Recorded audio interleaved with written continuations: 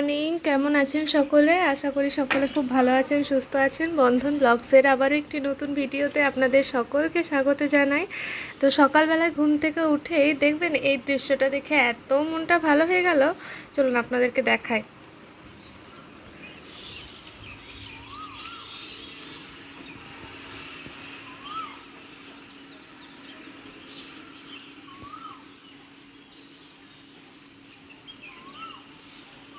বুঝতে পারছেন কি? সকালবেলায় উঠেই দেখি মেঘ করেছে আর ঝিপঝিপ ঝিপঝিপ করে বৃষ্টি পড়ছে। এত ভালো লাগছে, দেখুন চারপাশের সামনের রাস্তাটা ভিজে।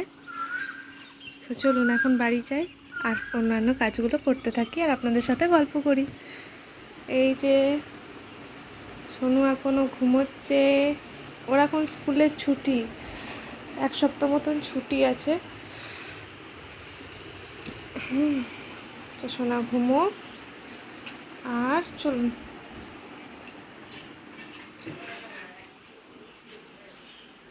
তো এই যে ঘরে এখনও কিছুই করিনি, করবো, ঘরের কাজ এখনও কিছু করিনি, শুধু বাসনগুলো ছিল রাতে, সেগুলোকে তুললাম।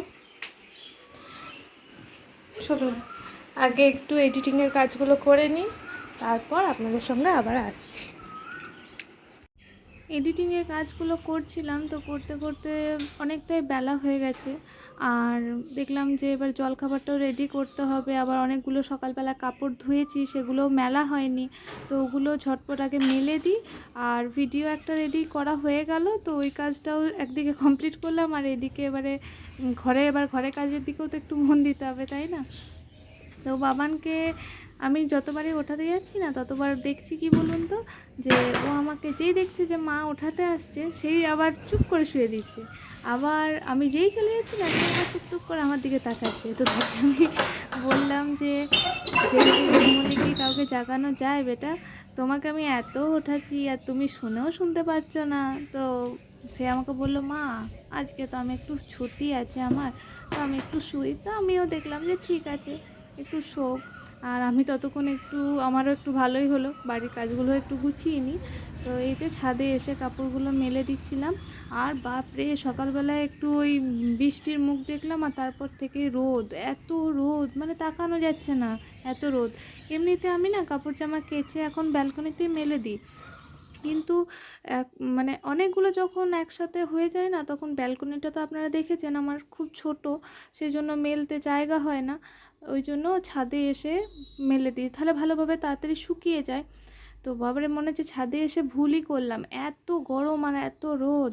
বৃষ্টিটা বর্ষাকাল যে আষাঢ় মাস সেটা বোঝা যাচ্ছে না, একদম বৃষ্টি তো নেই। যখন বৃষ্টিটা হচ্ছে সেই একদম সে মিহি, মনে হচ্ছে আকাশ থেকে যেমন নুন পড়ে সেরকম নুন পড়ছে, একদম ঘিনি ঘিনি ঘিনি ঘিনি বৃষ্টিটা। আর ওই বৃষ্টিটা হওয়ার পর গরমটা আরও যেন বেড়ে যাচ্ছে। তো আপনাদের ওদিকে বৃষ্টিপাতের কি খবর আমাকে জানাবেন তো। আর আমাদের এদিকে একদম বৃষ্টিপাত নেই, মানে বর্ষাকাল ঢুকেও ঢোকেনি, এই হচ্ছে কথা। তো রোদে গরমে ঝটপট করে কাপড়গুলোকে কোনো রকমে মেলে এই যে দরজা লাগিয়ে এবার নিচে চলে যাব। বাপরে কি গরম! গিয়েই আগে একটু জল খাবো, বসবো, তারপর এবার অন্য কাজ।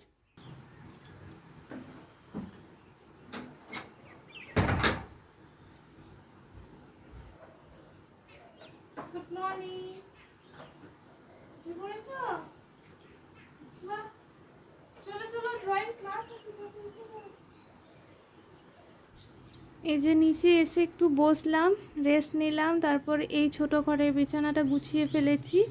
আর বড় ঘরটাতে তো বাবান এখনও শুয়ে আছে, যদিও ওর চাদরটা আমি পাল্টে দিয়েছি। আর এদিকে ঠাকুমা পুজোর ফুল দিয়ে গেছে, তো ফুলগুলো রেডি করা আছে। তো জাস্ট এবারে ঘরটা পরিষ্কার করে চান করে নেবো। আর এই যে বালিশগুলো দেখছেন, তো বালিশগুলো আজ কদিন থেকেই ভাবছি রোদে দেবো রোদে দেবো, তো রোদটা দেখে আজকে মনে হলো যে একটু রোদে দিয়ে দিই। আর ব্যালকনিটা আমি জল দিয়ে ধুয়ে দিয়েছি, ওটার মোছার দরকার নেই।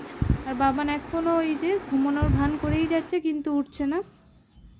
তো পুজো করতে না আমার একটু দেরি হয়ে যায়, ওই জন্য একটু হাতে টাইম রেখে ধীরে সুস্থেই পুজোটা করি।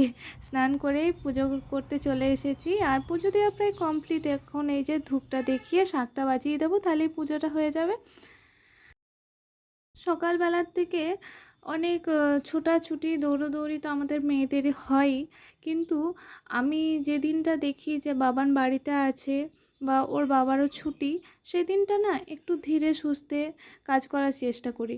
কেননা 1-2 দিন তো আমাদের নিজেদেরও পাওনা আছে, তাই না? আমরা নিজেদেরকেও তো দেবো।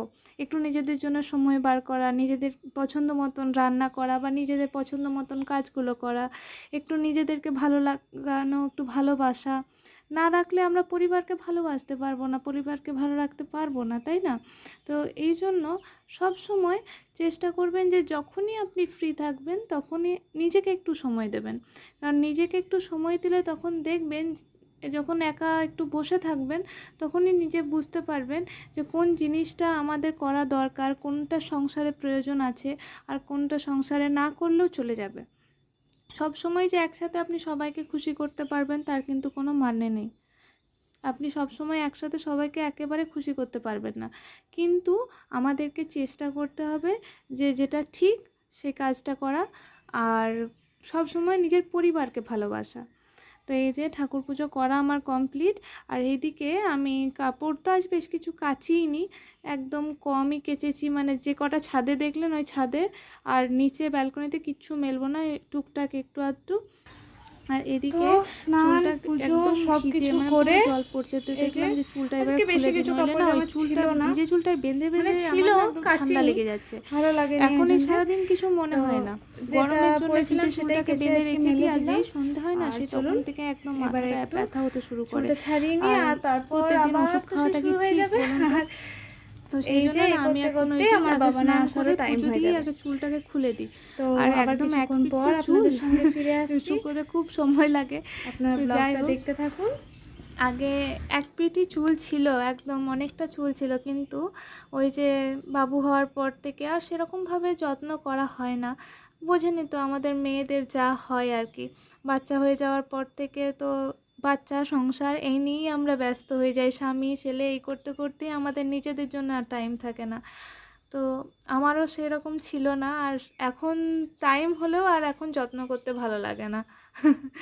তো যাই হোক, এইদিকে রান্নার জিনিসপত্র গুছিয়ে নিয়েছি, আজকে বেগুন ভাজা, উচ্ছে আলু ভাজা আর মাছের ঝোল করব, আর একটু কচুরলতি। হুম। তো আপনাদের দাদা গেল বাজারে, তো সে আমাকে জিজ্ঞাসা করছিল যে একদম কুচো চিংড়ি আনবো না একটু বড় সাইজের চিংড়িটা আনবো লতি করার জন্যে। তো আমি তাকে বললাম যে ছোট চিংড়িটা এনো না, বড়টা আনলে পরে বাবু যদি একটু খায় তো খেতে পারবে। বাবু চিংড়ি মাছটা একদম পছন্দ করে না, কিন্তু তবুও আমি চেষ্টা করি তাকে একটু একটু করে দেওয়ার, কারণ সে মাছ খেতে একদমই ভালোবাসে না। তবুও তার মধ্যেও ওই চিংড়ি মাছ, মানে যেগুলো সামুদ্রিক মাছ, ওগুলোর গন্ধ তো একদমই পছন্দ করে না। এমনি টাটকা মাছগুলো যদিও একটু আধটু খায়, কিন্তু ওই এমনি মাছ, ওই সামুদ্রিক মাছ খেতে একদম ভালোবাসে না। তো তাকে বললাম যে একটু বড় সাইজেরই এনো, দেখবো যদি বাবানকে খাওয়াতে পারি। তো সে গেল, আর আমি এদিকে দেখলাম যে বসে না থেকে ভাতটা বসিয়ে দিই।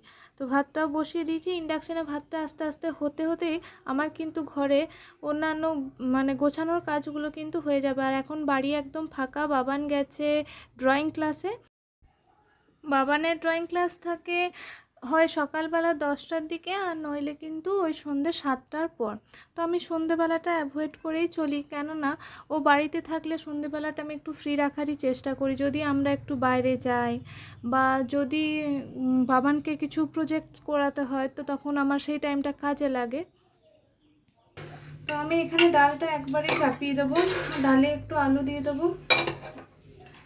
বেশি কিছু রান্নার ঝামেলা করিনি, বেশি তো তরকারি কাটিনি, তা তো আপনারা দেখলেনি। এই যে আলুটা, আর এই যে মিষ্টির ডালটা একবারে ধুয়ে নিয়েছি, এটা একবারে করে নেবো।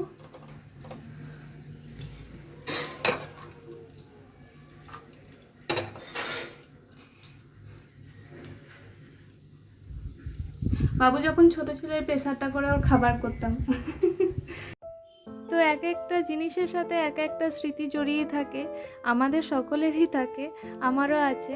তো কাজ করতে করতে হঠাৎ করে ওই জিনিসগুলো দেখে এক একটা কথা মনে পড়ে যায় মাঝে মাঝে। তো সেটাই আজকে আপনাদের সঙ্গে শেয়ার করলাম। আর আজকের ব্লগটি আপনাদের কেমন লাগলো জানাতে কিন্তু ভুলবেন না। ভালো লাগলে অবশ্যই লাইক করবেন, শেয়ার করবেন, কমেন্ট করতে ভুলবেন না। আর চ্যানেলে যদি নতুন হয়ে থাকেন অবশ্যই চ্যানেলটি সাবস্ক্রাইব করে দেবেন। দেখা হচ্ছে আবার নেক্সট ভিডিওতে। ধন্যবাদ।